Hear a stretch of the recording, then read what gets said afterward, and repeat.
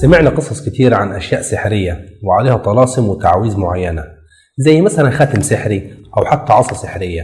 لكن قصتنا النهاردة هتكون غريبة شوية، لأننا هنتكلم عن قميص سحري عليه طلاسم وتعاويذ شيطانية. كل الناس اللي لبسته أو حتى حاولوا يعملوا ده ماتوا بطرق غريبة جدا. أنا محمد حسن، والحلقة دي هنتكلم عن القميص السحري.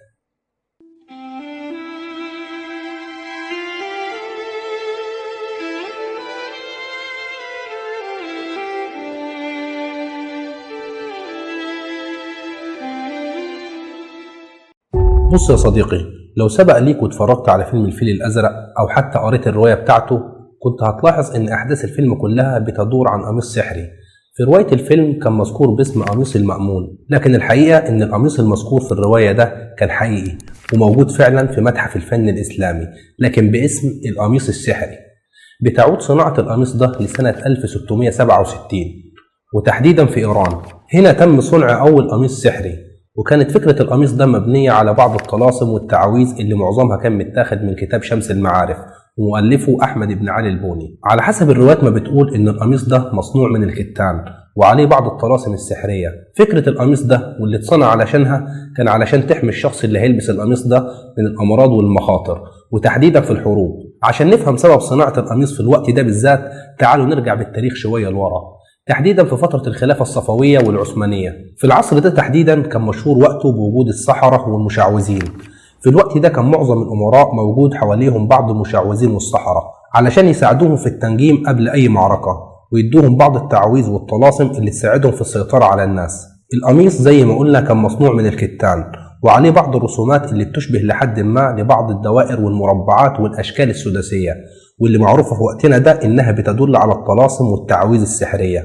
القميص برضو كان بيحتوي داخل الدوائر والأشكال دي على بعض الآيات القرآنية، لكنها ممزوجة ببعض الطلاسم والتعاويذ السحرية. القميص كان الهدف منه إنه يتلبس تحت الملابس علشان يحمي الشخص اللي بيلبسه من المخاطر، زي الأمراض اللي كانت كتيرة ومنتشرة جدا في الفترة دي من الزمن، وكمان الحروب لأنها كانت كتيرة برضو. خامة القميص زي ما قلنا كانت مصنوعة من الكتان، لكن شكل القميص نفسه ما كانش زي بعضه، بمعنى ان الرسومات والطلاسم اللي كانت موجودة عليه كانت بتختلف من ظهر القميص لوشه، وكمان الكم بتاعه. كل منطقة في القميص كان ليها بعض الأشكال والتعاويذ والطلاسم المختلفة عن باقي القميص. شكل القميص كان ظاهر جدا لأي حد يشوفه إنه مش مجرد قميص عادي، وده بسبب الطلاسم اللي مكتوبة عليه بشكل واضح جدا. كان من ضمن الكلمات اللي مكتوبة عليه كان اسم هاروت وماروت. وللي ما يعرفش مين هم هاروت وماروت، أنا كنت اتكلمت عنهم قبل كده في فيديو على القناة عندي باسم السحر الأسود. لينك الفيديو هيظهر لك من الآي اللي هتظهر لك فوق هنا، تقدر تروح تشوفه. فترة ظهور القميص ده لأول مرة كانت في عام 1667 ميلاديا، تحديدا في فترة تنصيب سليمان شاه الأول.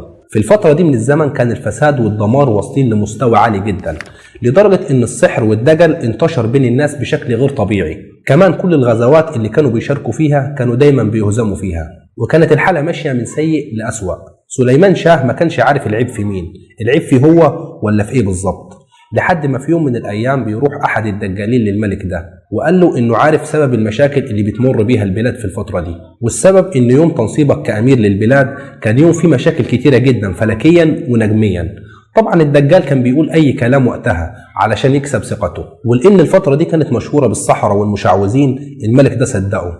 المهم إنه طلب منه إنه يعيد تنصيبه مرة تانية كأمير للبلاد من أول وجديد عشان يتخلص من عقدة التاريخ القديم لتنصيبه. لما الدجال لقى استجابة من الأمير وإنه فعلا صدقه، جاب له القميص السحري وطلب منه إنه يفضل لابسه وما يقلعوش طول حياته، وقال له إن القميص ده هيحميك من الأمراض والمشاكل اللي ممكن تواجهك، وكمان هيحقق له النصر في أي معركة هو هيدخلها. الرواية بتقول إن بعد كام سنة، وتحديدا سنة 1694، الدجال باع سر القميص ده لأحد الأشخاص، والشخص ده بالفعل قدر يفك رموز وطلاسم القميص ويبطل مفعول السحر اللي كان في القميص. وفعلا وفي نفس السنة وفي أحد الأيام الحراس سمعوا صوت صريخ قوي من الأمير ده. لما دخلوا عليه لقوه مرمي على الأرض وفي إيده إزازة خمرة. للوهلة الأولى افتكروا إنه مات بسبب الشرب، لكنهم لما قلبوا الجثة شافوا أشد علامات الرعب والفزع كانت موجودة على وشه، ومحدش عرف يفسر هو شاف ايه قبل ما يموت عشان يسيب علامات الرعب دي على وشه. بيقال برضو ان كل الناس اللي ارتدوا القميص من بعده حصل لهم حوادث قتل بطريقة بشعة. على حسب ما بتقول الروايات ان القميص السحري اللي موجود في متحف الفن الاسلامي مش هو القميص السحري الوحيد، ده بيقال انه تم صناعة اكتر من 8 قمصان سحرية موجودة في العالم النهاردة، تحديدا في مصر وتركيا وامريكا. بص يا صديقي، القصص الغامضة عن السحر والمشعوذين ما خلصتش ومش هتخلص إلى قيام الساعة، لأن السحر والتعويذ انتقلت لينا عبر العصور منذ آلاف السنين، والحضارات والشعوب بتتغير لكن السحر هو السحر ومش بيتغير. الطلاسم والتعويذ السحرية انتقلت لينا وتوارثها السحرة جيل بعد جيل لحد ما وصلت لعصرنا الحالي، وما خفي كان أعظم. بكده يا صديقي نكون وصلنا لنهاية قصة النهاردة، لكن القصص لسه ما خلصتش. ما تنساش تعمل اشتراك في القناة لو بتتفرج من يوتيوب، وتعمل لايك لو بتتفرج من فيسبوك، وما تنساش ان في حلقات فاتت وفي حلقات جاية لازم انك تشوفها. سلام.